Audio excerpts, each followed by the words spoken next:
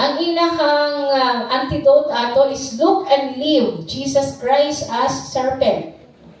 Mauna siya ang kuan karon kanang kuan gani sa mga pharmakeia, no?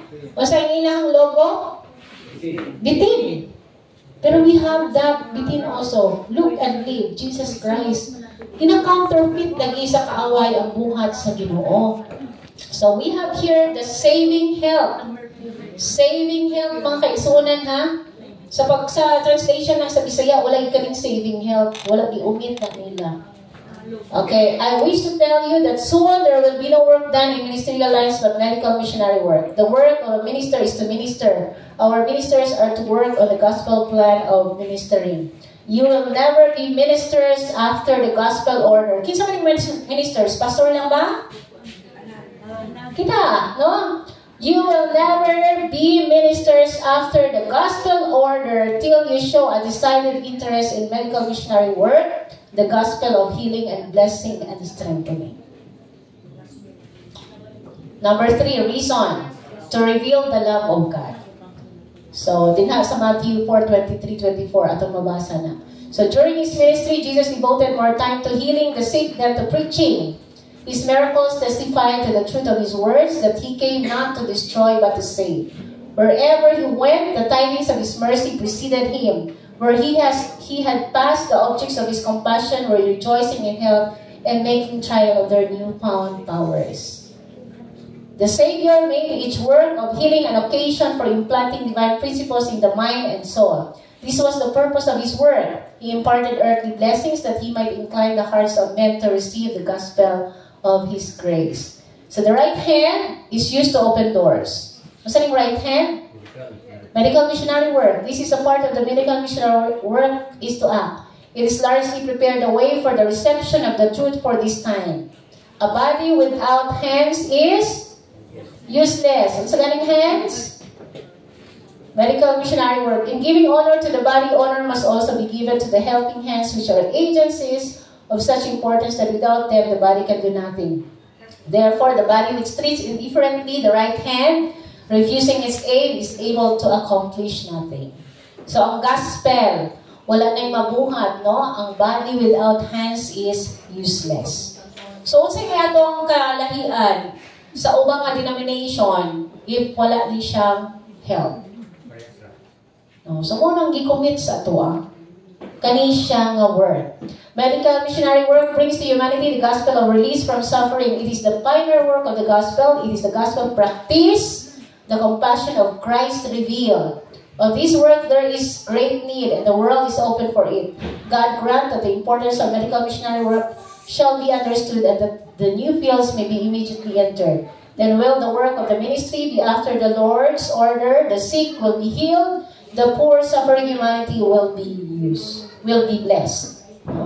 In every place the sick may be found. And those who go forth as workers of Christ should be true health reformers. Sumapo ni siyang ato ang challenge, mga kaigsunan. No? Bisan sa amo-amo ng challenge. No, kaya usahay mo untol ta sa ato ang mga ginasulti kung wala nato kinabuhian. Mabitaw na sa akong kaugalingon na ako'y gina-reach, no? Gina-reach po, no? Kaya nga naman, magsigit ta og istorya dinhi pagkahuman masakiton ta kinsay mo tuo sa atoa.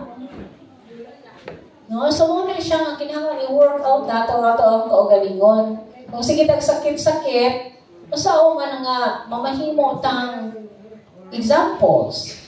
No? Kana rami nga puntahan na, Oh, sige. Si Sister White, klaro naman ko siya man mo nagtrabahan dito sa reforma sa Palawan. Pero ano masakit mo si Sister White? Okay, in the beginning, sa iyang work kanang kuno, gamay pa siya na disgrasya manggod to. Usa punto siya sa hinungdan. And you know, bisan si ang iyang husband, si Elder James White, kay balo mo nga namatay si James White. It is because of stress. Stress sa buhat. No? Stress sa publishing work.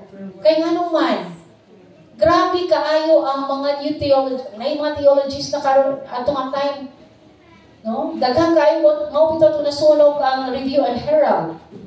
Mo bitaw to nga wala niya gidawat pagka-presidente kay dito ang work, grabe ka ay ang work ni Satan sa publishing ministry.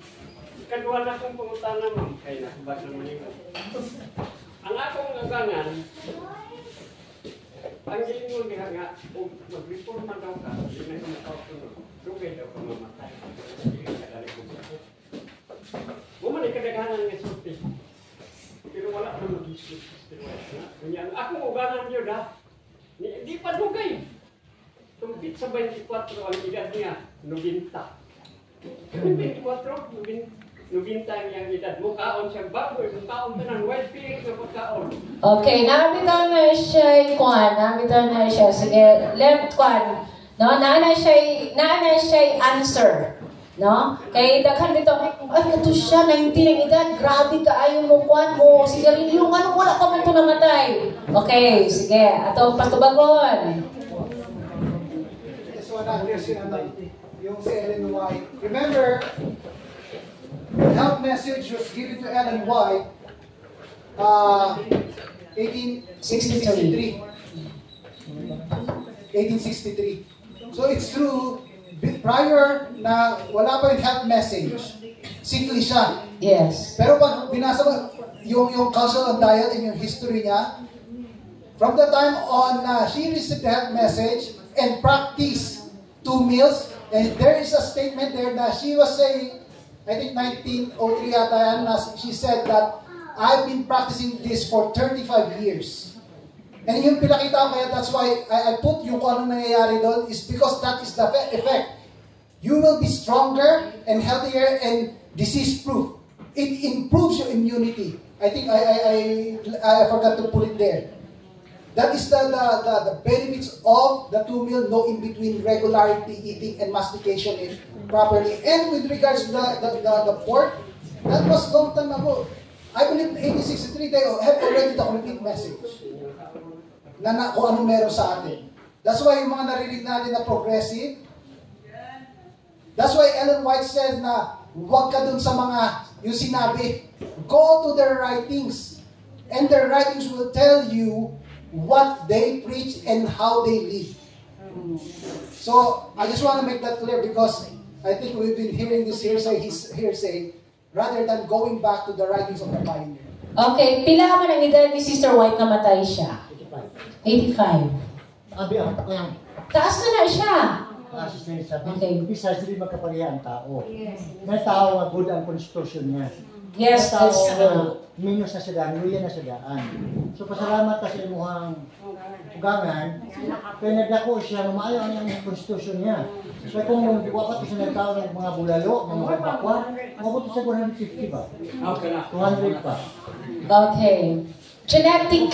No, genetic. Kung katutagan ng si White, namatay ba siya, pinadisgrasya lang siya. Nahagbong siya dito sa iyang balay manggod, na busata ka sa tubangan, step kaayo. Nga na po siya agihanan ng speakers, tayo sa iyang kusina, kanabang kuan kaayo ba? Step kaayo. Oo, kaning marag ano. Kami gani sa bago kanang ato man jud ni. Pag lataw ni ug di ka magbantay, mahagbong ka ba? So, may gad naman siya, so na-slide siya. Ito nga, anong gano'n na uyas. Okay, Sister Ines.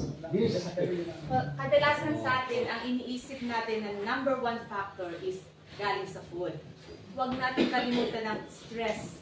Yes. Yes. Ang number 1 factor kung bakit ang tao, ang lifespan niya medyo lumiliit because of stress. Bakit ang mga farmer, yung makikita natin, no? Wala silang bawal. Pero bakit ang haba ng buhay? Dahil pagkatapos nila magtanim, anong gawain nila? Diba?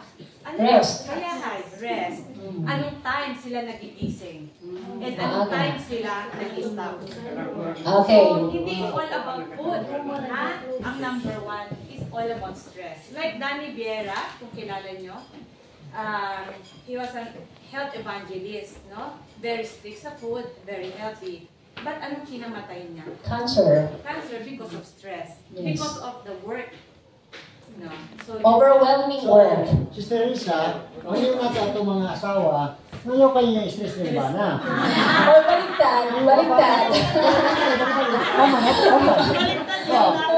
Kumakama, kakamawa na. Agree or disagree? Mga word na kayo nag-react. Huwag kayo nag-react. No, so, mga ato ang bantayan. So, we need to live a balanced life. No, mga ganyan siya mga kaisunan. Very important. So, dili lang siya, Sister Eunice, yes, dili lang siya one time, Brother Bacaro, dili lang pagkaon. When we say health reformers, katong God's plan, no, or laws of health principles. Maayong gikaon, pero wala may tubig. Kato si Sister Gumis, wala daw titungkwan. Oh, dili kayo ito himinom. So, mo itong lapot ang iyahang dugo. So, ato ni siyang consider. No? So, naatayin ka ng flyers din ha about sa health and disease na 4 causes of diseases. Na ay nutritional, na ay environmental, na ay genetics or hereditary, and also kaning spiritual. Mayon tang good constitution. Good constitution, yes. Ang iya magong ginikanan, maamping. So, mauna nga na-inherit niya ang good constitution. Pero sa iyang panahon naman, dili naman siya, dili na siya kaning kwan sa iyang ginakaon, gipasa na po na niya sa iyang mga anak, mo na iyang mga anak masakiton. Unto the 4th generation, galing na siya, di ba? Malamig. Okay. I think I left it out meron sa Councils on Diet. Sabi niya, yung heredity na na-inherit ng anak, it all start on the table. Yes. Nag-start na sa atong table. So, bantayan nato sa atong table. Let us work. Kaya atong common sense, gani atong paganahon. Kaya atong ikaon ba para sa unsa ba ni? Makakuan ba ni siya sa ako ang bukog? Di ba may ginatawag nga, kuan gani ka ng RDA, TDA, ODA, kanang recommended daily allowance, kulang pa ganin na siya. Natay optimal daily allowance. Kung masakiton ka, therapeutic daily allowance. Muna siya. And how to address our disease. Naman tayo mga disease. Kung kulang kag calcium, di calcium ang imuhang kaunon, no? Kung ingana nga mga minerals or vitamins ang imong gikinahanglan, maunang i-boost imo ang imong pagkaon, more on that. No, more on that. No, mo na yun nga, dili criterion ang imong kaugalingon kay we have different bodies. Naagaling ningon nga, kanang sa types of body, kanang mga singuton ba? Singtanon. Ayaw pakauna na stimulating food or kanang mga food nga mga halang kay the more na sila magsingot. More on cool food ang ilahang ipakaon sa ilaha. No? Ingana. Sa itong nagkuhan, si Sister Bibi. Sige, kay common sense tao niya. Pumadlo na mo tayo, practice mo tayo. Simple lang yun, pinakasimple lang yung recipe. Ang kabaw, isa lang yung recipe. Ang kaliro. Pero ano mo karga sila ka mga... Wala po siya table. Common sense. Ito ang munggoy. Pasilan. Sagira. Ako ang munggoy. Buto ko na si Puga na ang mga pagkaon. Pero walang gabi kaliro. So mabalik na ito sa Garden of Eden. No? Yeah. Sa Cook food. pero ang tao discontento. Kontento lang yung ta. Nga mo stem na kagulay, muad na kagamay asin, o sa wala kayo ngita ang tagulinis. Kaya galing ko kay mayunis si sister, tugapo ko siya. Wala man sa to mga bari mo sa tanong mo yo, kasi ang tao na kaganawan, basta mo pagkamati. Oh, wala kayo ni mapalit ni ana. So ang Ginoo mo plus dito ka isip pag once really na dito kasing change lifestyle ta ba true nga maka-serve ta sa iyan mo ang praises. Luoy kasi ganing sa usod ba. Pagkapos sa panahon mo gamit sa tao, uli-qualify. Kung dito mo lang ko sa Ginoo nga. Parintahon na kita, kung may brother na magsa to. Parintahon ta sa ato ang oxygen, since birth na to bitag bayan sa 80 ka edad. 80 ka edad. Okay, Brother Ben? Okay. Ang ako ay kuwalit sumpay ni sa Kamakaro ba? Kaya na ako'y na-miss nga taga Nikiding kay nagidad na siya o 40 ka tuwig. Sa diya nangaon mi, ibutangan mi tanan og tubig. Ang iya ko, asa yung tubig. Siya, oh sir, excuse me, wala ko nagainom og tubig. Ha? Siya, sukat nga na nanarbaho na siya, ang iyang ginainom ko. Ako nga, problema ka sa kidney ka ron, ma'am. Siya, wala. Sabi mo sir, nagpatsik ko. Doon ay mga tao nga careful kayo silang pagkaon, health conscious. Nagpatsik ko, yung si doktor, siya ang nagagsakit ako wala. Wala siya niya. Wala. Kabalo ka sa akong trabaho sir. Full time ko dili, trabaho ko, bingkay. Pagka uli na ko, full time na full night, full center ko. Maayo kayo pumunta, may kayo kumpra na. Muna pumunta na, nga no. Okay. 40 years old pa siya, no? Yeah. Galatia, God cannot be mocked.